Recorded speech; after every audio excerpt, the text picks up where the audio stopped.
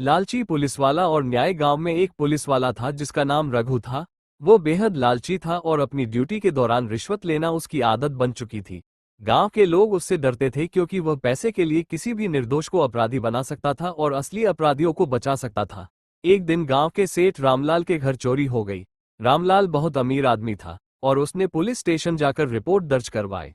रघु ने तुरंत सोचा कि यह मौका अच्छा है पैसा कमाने का।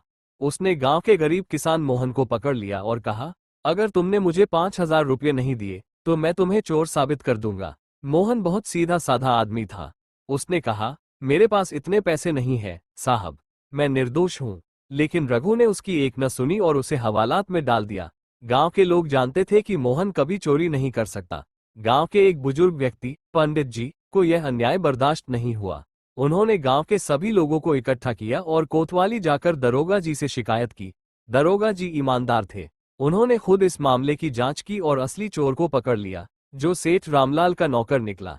जब सच सामने आया तो दरोगा जी ने रघु को बुलाकर डांट लगाई और रिश्वत लेने के आरोप में उसे नौकरी से निकाल दिया। रघु को अपनी गलती का एहसास हुआ, लेकिन अब बहुत देर हो चुकी थी। गांव के लोगों ने चैन की सांस ली और ईमानदारी की जीत हुई। शिक्षा, लालच का अंत बुरा ही होता है और सच की हमेशा। रामलाल एक मेहनती और ईमानदार किसान था जो हर सुबह सूरज की पहली किरण के साथ उठकर अपने खेतों की ओर निकल पड़ता। उसकी जिंदगी का एक ही मकसद था, खेतों में मेहनत कर अपनी मिट्टी से सोना उगाना और अपने परिवार का पेट पालना। लेकिन इस बार हालात कुछ अलग थे। बारिश न होने से खेत सूख गए थे और उसकी मेहनत पर पानी फिर गया। सूखे के कारण फसलें मुरझा गईं, कुएं और तालाब खाली हो गए और किसानों की आंखों में चिंता की लकीरें गहरी होती चली गईं। कर्ज का बोझ बढ़ता जा रहा था और जब बैंक से नोटिस आया कि समय पर पैसा नहीं चुकाने पर जमीन नीलाम हो सकती है, तब रामलाल की चिंता और बढ़ गई। उसकी पत्नी सरस्वती के चेहरे पर भी चिंता साफ दिख रही थी और बच्चे भी घर की तंगी को महसूस करने लगे थे। वह रोज मंडी जाता, लेकिन व्यापारी औने पौने दाम पर फसल खरीदने को तैयार थे, जिससे उसका कर्ज उतरना तो दूर, घर का खर्चा निकालना भी मुश्किल हो गया। आखिरकार एक दिन उसने अपने दोस्त हरी से सलाह ली, जो हमेशा नए तरीकों पर सोचता था।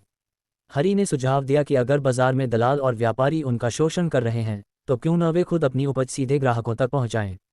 यह विचार रामलाल को पसंद आया, लेकिन इसमें कई चुनौतियां थीं। कैसे बेचा जाए, कहां बेचा जाए और क्या ग्राहक उन पर भरोसा करेंगे। रामलाल ने हिम्मत नहीं हारी और गांव के अन्य किसानों को इकट्ठा कर उनसे बात की।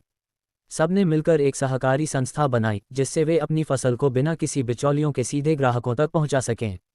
किसानों ने पास के शहरों में जाकर बाजार तलाशे और धीरे धीरे उन्होंने अपने उत्पादों को ग्राहकों तक पहुंचाना शुरू किया।